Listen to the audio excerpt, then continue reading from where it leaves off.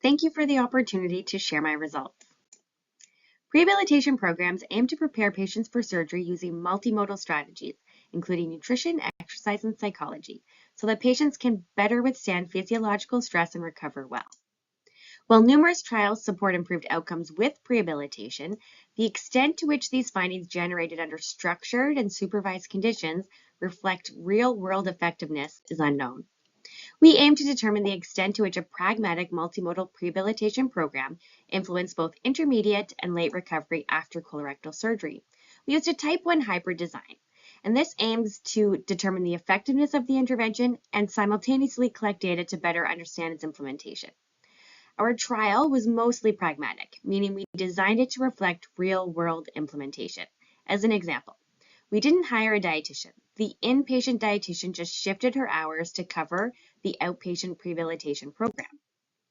Our primary hypothesis was that a multimodal prehabilitation class delivered at least 2 weeks before surgery would reduce length of hospital stay compared to the standard enhanced recovery after surgery program. In keeping with the type 1 hybrid design, we collected implementation outcomes. Exploratory outcomes included readiness for discharge and adherence to the ARS pathway. We randomized 110 patients, and we analyzed data for 49 controls and 51 prehabilitated patients.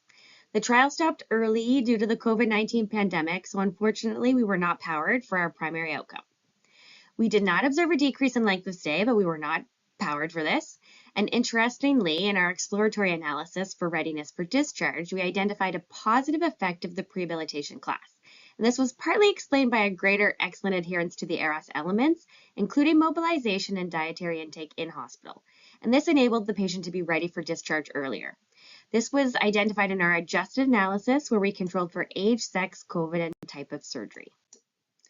Average daily step count was not different between groups both before or after surgery, with the exception of that in-hospital period.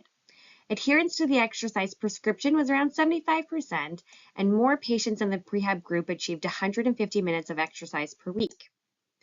At baseline, 2/3 of patients consumed less than the targeted 1.2 grams of protein per kilo. But with our class, with the supplementation, the distribution shifted, so that only about 1/3 of our patients who participated in this prehab program were now below this threshold. Finally, many patients appreciated taking an active role in their recovery.